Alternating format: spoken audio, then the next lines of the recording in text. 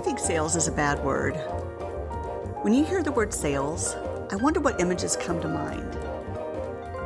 Whatever your relationship is with selling, I'm glad you're here. Let's have a conversation about how to sell like a good human. Hi, welcome to Conversations with Good Humans. I'm your host, Catherine Brown, and I'm author of the book called How Good Humans Sell. Today on Conversations with Good Humans, I'm talking with Dr. Ryan Brown, Managing Director for Measurement at the Doerr Institute for New Leaders at Rice University in Houston, Texas. That is a mouthful of a title. And what it means is that Ryan measures the success of programs aimed at growing the leadership skills of young adults at Rice. As a social psychologist, Ryan has a unique perspective on what humans bring to their sales work. Because Ryan also happens to be my spouse, I like to joke that I have in-house counsel for all things about current psychology research. I am grateful for his influence in shaping my own perspective on how to use modern psychology research to understand how people change so I can help people sell better. Can you imagine the dinner conversations at our house? It's great fun. This recording was part of a larger sales coaching discussion where Ryan taught on mindset. I chose this edited version for the podcast because I like how Ryan has the ability to take complicated research and make it easy to understand and apply to sales. I can't wait to hear what you think. As you know, I love talking about beliefs in sales. And over the years, I have personally experienced with my own clients, with the stories of friends, with prospects I've talked to, and I've done some empirical research and created data, found data that supports that most people seem to have a lot of negative beliefs and associations about sales and selling. And I've incorporated this data into my training because I have first sought to determine and now proven that if you have a lot of dissonance about sales, so on one hand, you think sales is important, valuable, and it's helping, and on the other hand, you actually still believe it's lazy, cheesy, pushy, icky, and dishonorable, then you're going to be at odds with yourself. That's the essence of dissonance, right? You believe two conflicting things at the same time, and you're at odds with yourself. So we're in this season inside this group where we're focused on beliefs because we want to use all of the resources that are available to us to improve our beliefs about sales and to reframe what selling is. I also, through coaching people, have come to understand that when it comes to how people change, there's a wide range of how easily people change, how easily they grow, and that there are actually fundamental beliefs that people have that are different about whether a person can grow and change. And so this topic of changeability and how we deal with struggle and how we grow and improve and evolve as a sales professional and as a professional overall is kind of where we're landing right now for this discussion. And so I want to talk today about fixed and growth mindset. And to do that, I've invited my partner, father of my children, dear friend, and social scientist, Ryan Brown, to be with us today and to talk about this important subject. We're celebrating in the Brown household that Ryan just launched his third book, and he's written over 60 publications in different science journals of all different kinds. And so he's a social scientist, he's a researcher, and he's going to be talking about the research around this, but don't worry, it'll be very applied as well. And so, Ryan, we're so glad that you came to have this discussion with me about this. Welcome. Glad you're here. Thank you. It's great to be back with you all. Awesome. Okay, so let's get started with our questions. I want to ask you first. I'm going to give you a little bit of a softball because we have spent a lot of hours talking about this, even just over dinner. Do you think it's easier for some people to change than others, and why is that? I do think it's easier for some people to change than for others, although I think change is possible for everyone. Periodically, as part of my job, I get to speak and do a little bit of training in a training program that we have at Rice University called Coach Rice. And that program actually trains people to be professional coaches. Most of them are looking to become coaches as a profession. Others are simply leaders and managers that want to develop coaching skills as part of their repertoire. And when I talk to them, one of the things that I talk about is how people change, how people grow. And fundamental to that is this idea of mindsets that we're talking about today. And one of the things I like to do in talking about mindsets is to start off with a little thought exercise with people. So I was hoping I could do that today with everyone. So what I'd like you all to do, and for some of you, you can close your eyes for this. It's easier for you. Others, you don't need to do that, and that's totally fine. But I want you to imagine a characteristic or quality about yourself that you wish were different. So if you want to close your eyes and hold out your hand and imagine that you're holding that quality, that characteristic in your hand, and look at it. It could be anything, something you wish you knew, something you wish you could do, an ability, a skill. It could be a habit that you wish you had, or maybe a habit that you wish you didn't have, anything. So once you've picked it, hold it in your hand, look at it, turn it over, and then ask yourself this question. Deep down, do I really believe that quality, that characteristic can change? If the answer for you personally is no, not really, I don't think it can really change, then Stanford psychologist Carol Dweck would say, you have a fixed belief or fixed mindset about that characteristic. And according to her research over multiple decades, that mindset can have really profound implications for your life, in particular, how you deal with that characteristic or quality. So, Ryan, let me ask you about Dr. Dweck, because if a person jumps away from this call and does a quick Google search, they're going to see that she started her research actually with children in education. And so why were we going to talk about it in this context? Can you talk about how that research has evolved and is related, for us? Sure. And you're right. Dweck and her graduate students began their research back in the 80s, looking at kids' performance in school. And what they identified were different groups of students, different groups of kids that seemed to have very different motivations in their schoolwork.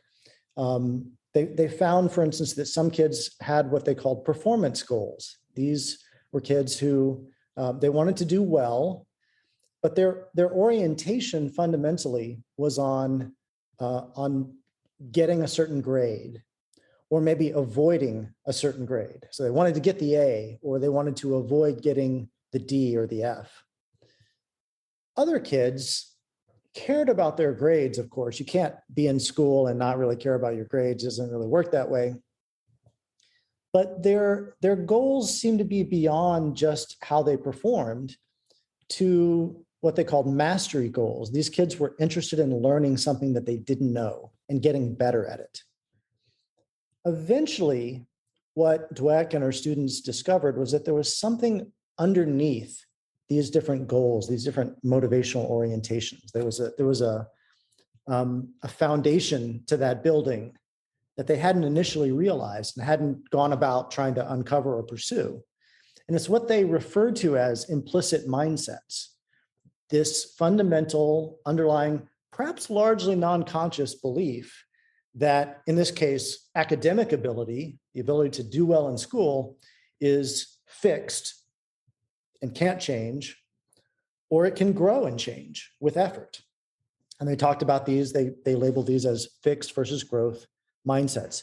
And then later what they discovered was that these sorts of fixed or growth mindsets can occur with respect to all kinds of different qualities or characteristics, not just your ability to perform well in school. It can be your athletic abilities, your level of creativity, your relationships with others, and actually gets into all kinds of different areas of life, so much so that it's actually a fairly profound notion. And you can have fixed beliefs about some things and growth beliefs about other things, but it has enormous implications for your life, according to their research. Really appreciate that you have brought out that you can have a fixed perspective about one thing and growth about the other. And because I can feel that for myself. And I love the example with kids. Now, when we were preparing to talk about this, we didn't discuss this, but I know you have told this story before. So I thought it might be fun for you to illustrate. Many people here know we have two boys that are now men. They're 22 and about to be 20. So they're big. I'm thinking of the try new list. Yeah. I'm going to tell the try new list story real quick, because I think it'll lead well to our example from last night about a growth mindset. Yeah. So our boys are both wonderful, but very different. And in some cases, they're different for reasons that I don't understand. And as a psychologist, I'm really curious to understand those differences. And like, what produced that? Was it our parenting? Was it something in their broader social circumstances, or the interaction of those qualities with something they were born with? Fairly early on, when they were kids, this was early elementary school, one summer, one of our kids created what he called the try new list. And we had a giant whiteboard that during the school year we would use to kind of keep track of tests and important dates and, trips and that kind of stuff. But in the summer, it was relatively empty, and he decided to fill it with 50 new things that he was going to try that summer. And he tried to get his brother to do it. And his brother said, "Why would I want to do that? Why would I want to try new stuff? I might not like it." And that sort of became a mantra really for both of them, and was very indicative of their orientation toward challenges, toward trying new things. And it was kind of insightful for us too. As a side note, it was really funny. By the end of the summer, the try new list kid had in fact tried 50 new things that were all written on the board. And then he tried to convince me that I had promised to pay him if he made it to 50, which I had never done. But I did end up deciding to reward him for his entrepreneurial creativity, although he was technically lying. Well done. Not only did you actually try 50 new things, but you almost made some money out of it. So that was an interesting parenting moment, but also insightful about the other kid and his response to the idea of trying new things. That's indicative of people with fixed versus growth mindsets. People with fixed mindsets don't just believe something in the abstract, like this quality cannot change, it's always what it is, and there's nothing you can do about it. That is true. They do believe that. But the way that they respond to challenges and the way that they deal with just the notion of having to apply effort, or how they respond to making a mistake, to failing at something, to getting critical feedback, it's really, really different. And it reflects this notion, this belief that they have deep down that quality really can't change. So if you have to apply a lot of effort, then that must mean you don't have the quality. You don't have the essence of that characteristic that you're either born with or you're not. If they face a challenge, then that means, I might not have that thing. I might not have that quality. If they absolutely fail at something, then that's just confirmation that they don't have that thing. They don't have that quality. Or if they get negative feedback, they tend to respond really defensively because, again, it's a threat to them. Whereas a person with a growth mindset, it's a challenge. And a challenge is an opportunity. It's an opportunity to grow and to get better. And so these different mindsets actually reveal themselves in a lot of different ways, as they have with our own children. Right, exactly. So I'm going to tell one quick example of this. But the try new kid came home last night and had an opportunity that came up this week because he has a regular customer-facing job in retail. He uses his people skills and acting skills, and he's a great tip getter. He gets more tips than he does in his hourly wage typically. And he came home a few days ago, as you know, and he said, "Hey, there's somebody that runs sound for this really huge church in town. And she said that she liked my customer skills, and she asked if I would be interested in talking about other work. And somehow through their small talk, it came out that he was studying and interested in doing more with sound production and entertainment production.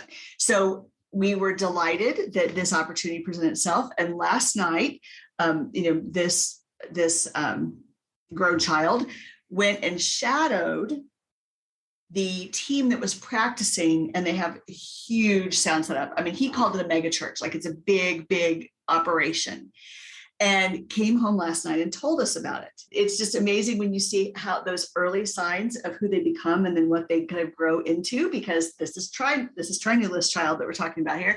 And he went to shadow and check out, didn't know if this was even work he wanted to have. Goes, and the sound engineer, all the people show him all this equipment, and they ask him if he knows how to work the equipment.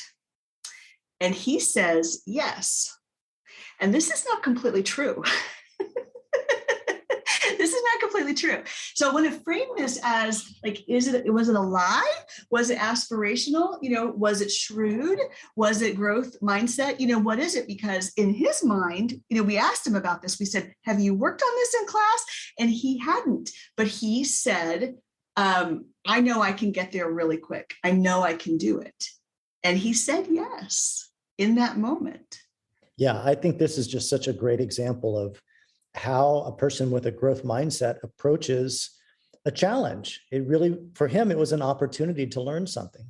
So when he said yes, after they asked him, do you know how to work this equipment? Was he lying? Well, maybe technically he wasn't completely telling the truth, but in his mind, what he was saying, what he was expressing was a belief that in very short order, he'd figure it out. He'd learn it. And the thing is, he did. Somebody with a fixed mindset might not have shown up to that moment to begin with. And if they found themselves there when asked, can you do this? They would have said, no, I don't know how to do that.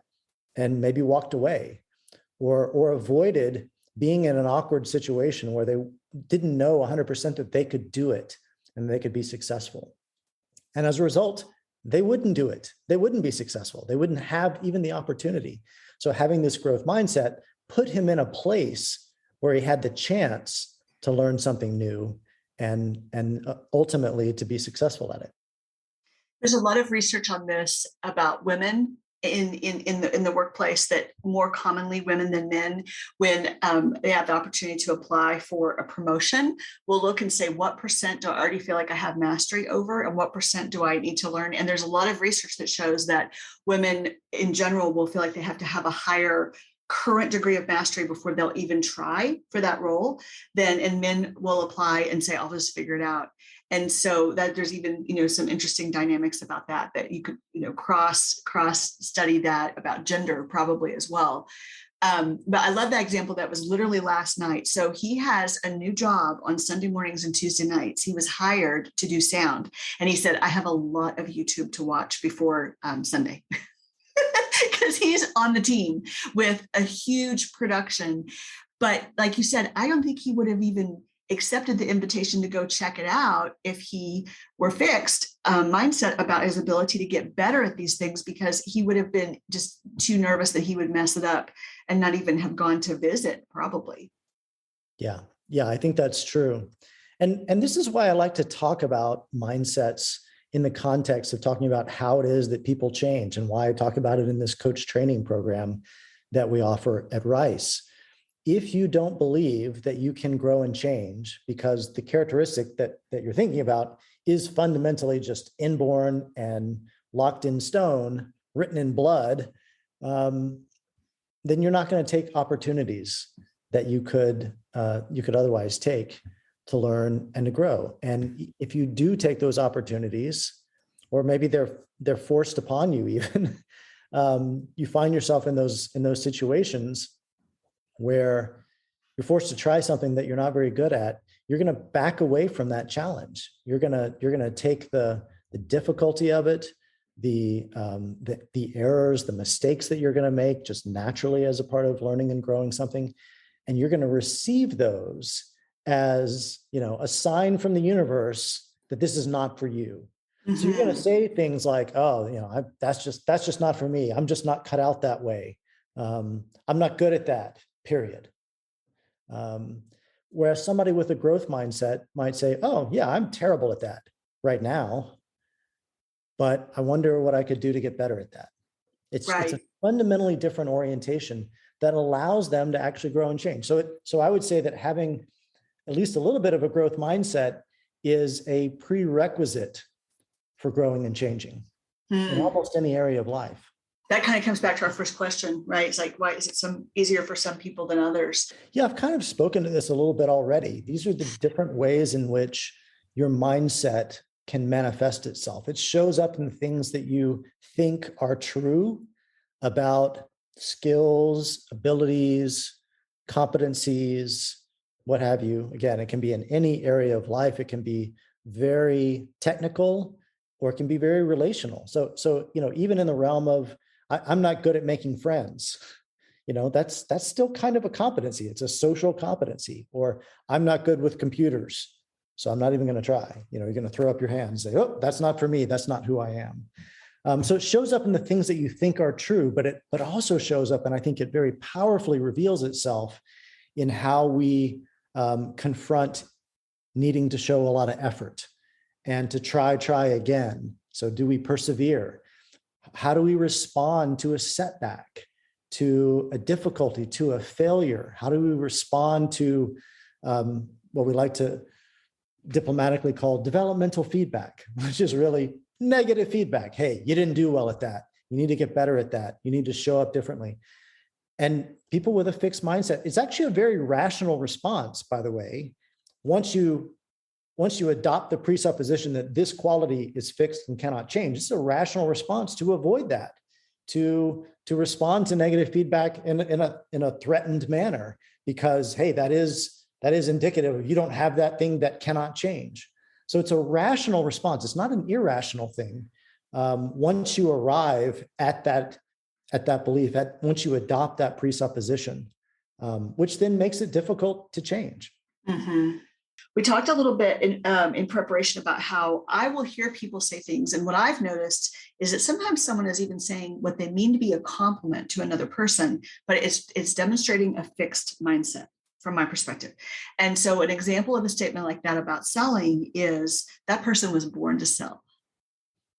It's really common. People mean it and they usually mean it as a compliment. Now, when they say something like they can sell ice to Eskimos, I really don't like that expression because Eskimos don't need ice. So I think that's ugly.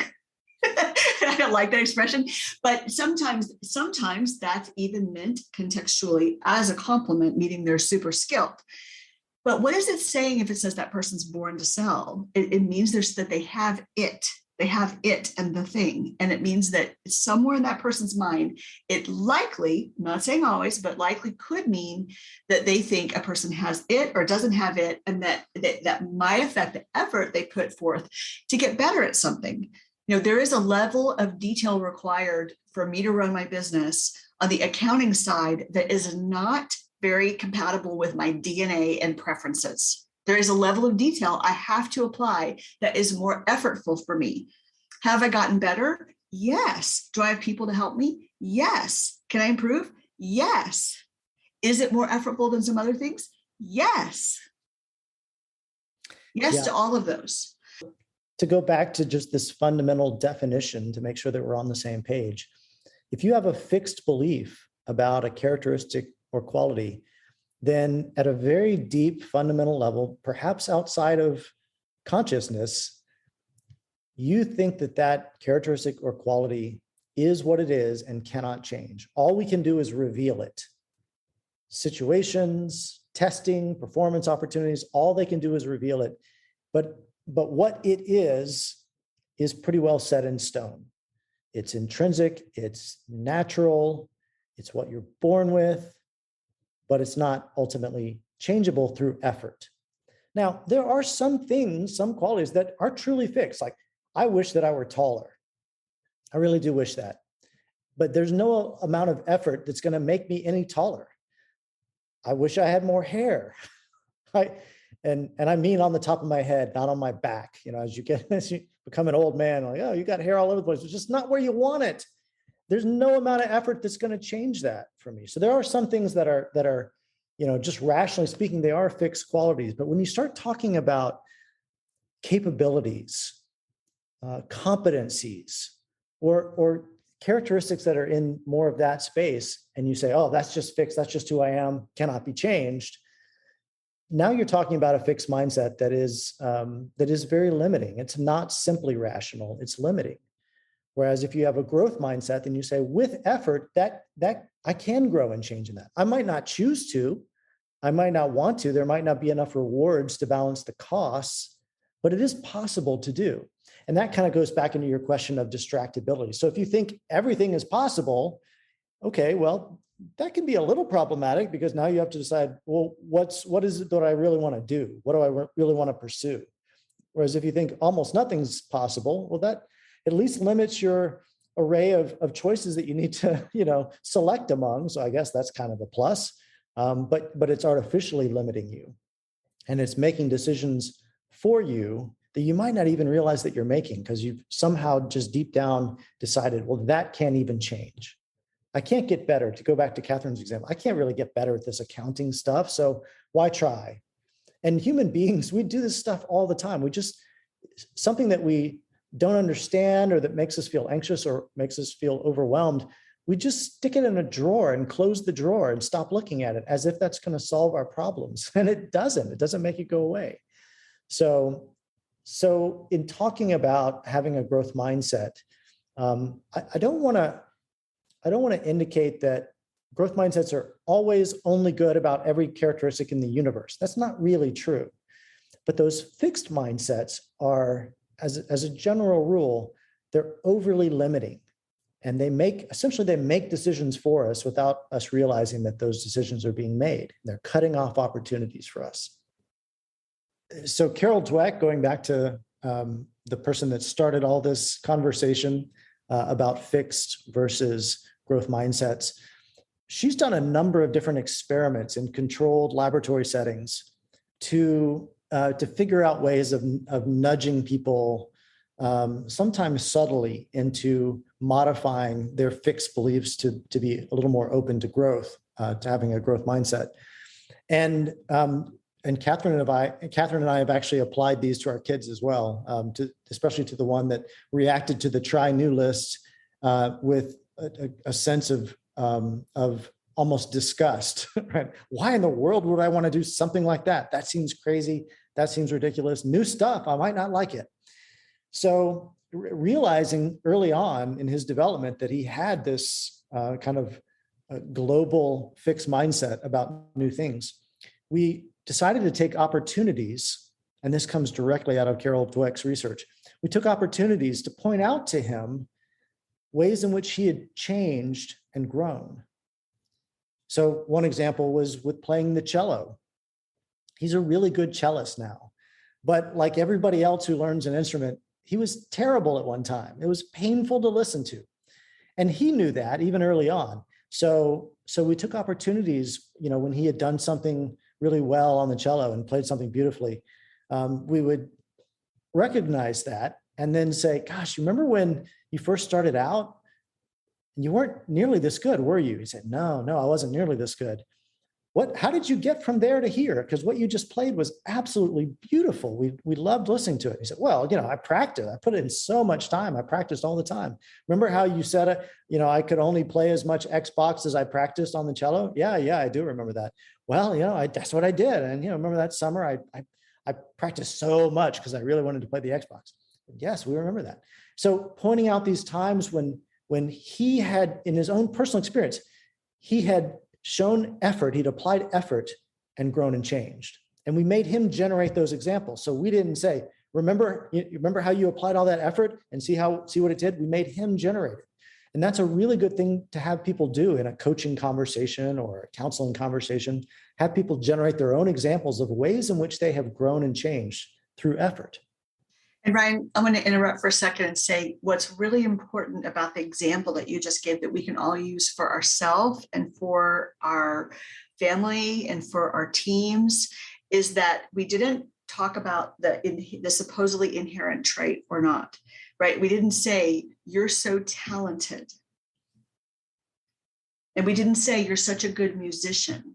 Like those global statements are more like absolute fixed statements that move toward absolutism and not effort. And what we're trying to train is effort brings reward. That's what we're trying to train.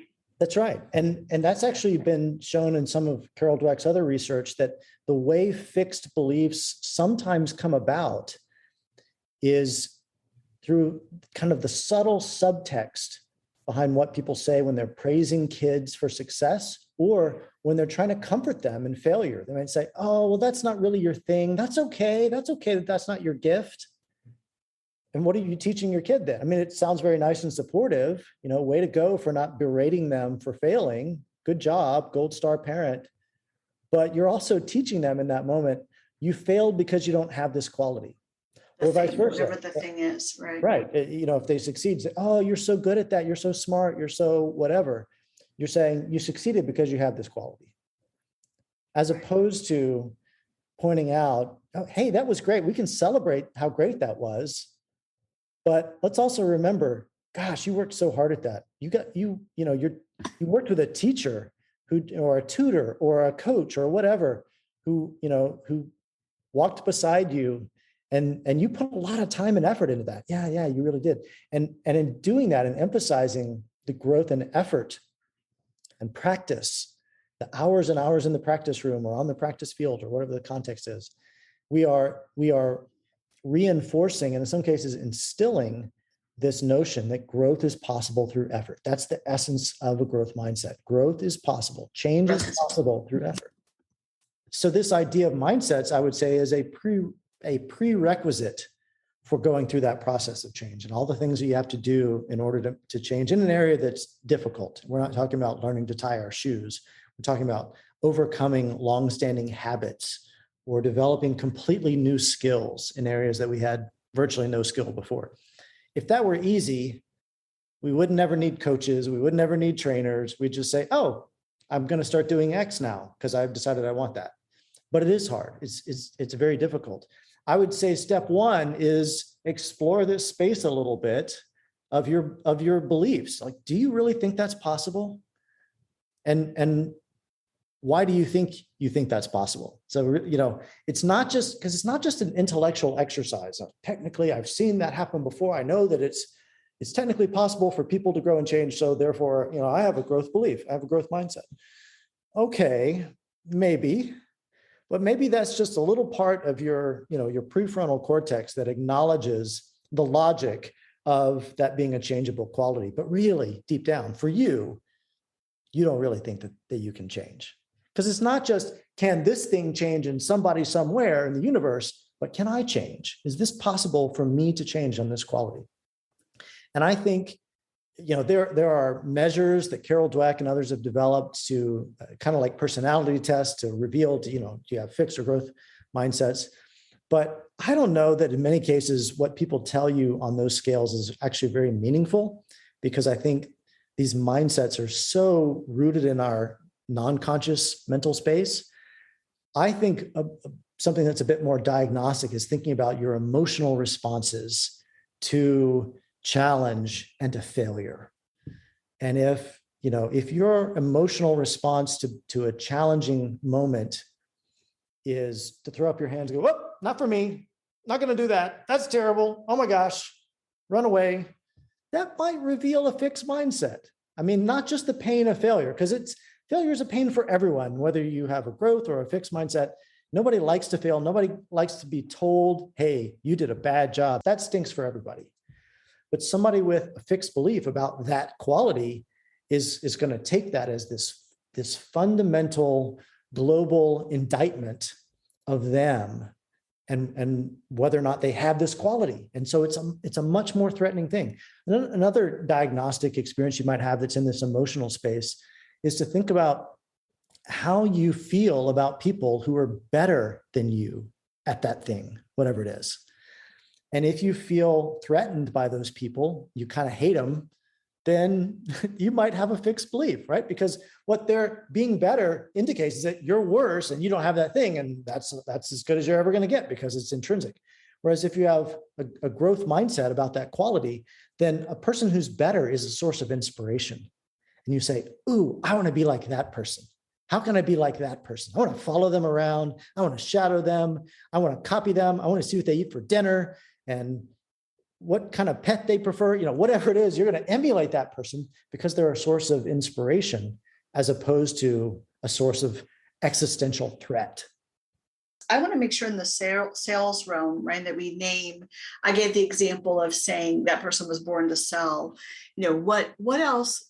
What are some other statements that people can write down and notice, whether it's about business development or something else with their work this week, where they can catch themselves and see where they might be on a scale of growth to fixed and see if it's costing them anything valuable. What else in the sales realm might someone say that indicates that they think a person just has the skill or doesn't, and might want to notice that?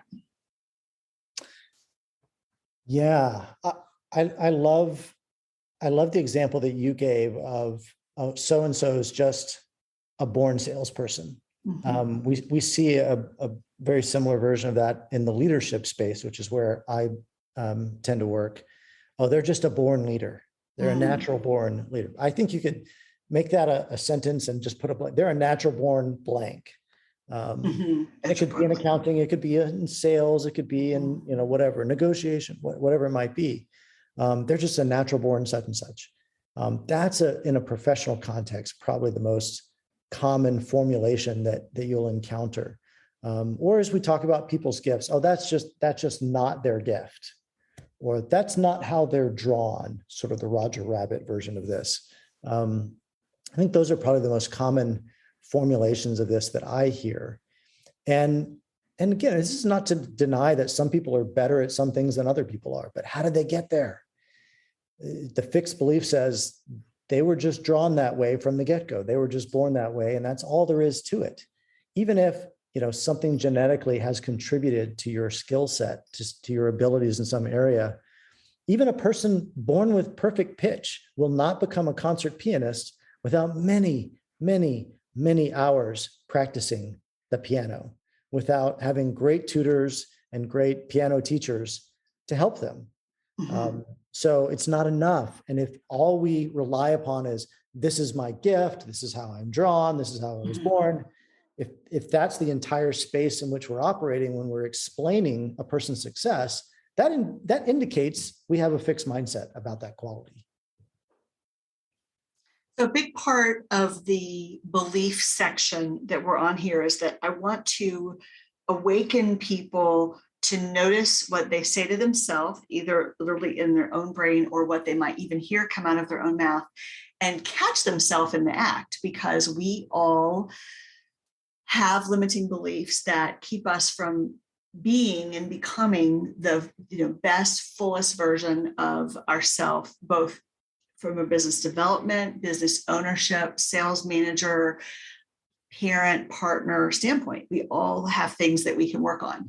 I'm going to wrap us up, Brian, with a quote. I want to read this quote that actually, it was kind of funny. It was something I just read that came from a devotional, but I thought there was such a broader application. And it says, you believe what you say about yourself more than what anyone else says. So be careful with your words. I like that a lot. I think our words reveal what we believe, but they also reinforce and teach us to believe certain things. So we rehearse it, which embeds that, and literally that gets that as the sort of the ruts in our brain, right? That's right. We're teaching ourselves what to believe is true about us every time we say something about ourselves. And everybody here is here because everybody's here because they want to get better at selling. And you will never hear me say that I think an extrovert has more advantages. I don't think that's true. An extrovert gets more energy in the moment, gets more excitable in the moment, and talks too much on sales calls. The essence of being a guide is being a good listener. That is harder for an extrovert than an introvert. And so there are all these stereotypes that we want to overturn and say, no, I can get better. I can be myself. I can be the best version of myself. I don't have to sell like someone else, but I can develop a level of mastery that makes me feel comfortable and have joy doing the work. And I don't have to be anybody else to do it. And I think that that's true for everybody here. And I know you all are committed to that, or you wouldn't put in the time of showing up. But I hope this is encouraging to you and that this framework is helpful, where you could just say, where am I in this particular thing? And what, again, don't forget, Ryan said, you can be fixed in one area of your life and growth oriented in another. And we want to notice that and have conversation about that and invite others in our community to speak into that and to help us with that. Because we're on a journey, and I'm really excited to be part of your business development journey and to be a guide and part of that process. Brian, thanks for telling us what science has to say about this and for spending a little bit of time with us here. We appreciate you. Pleasure as always. I'm so glad you joined us today. If you would like me to come and speak with your organization about how to sell like a good human, please contact me through the website howgoodhumanssell.com. Thanks, and talk with you again.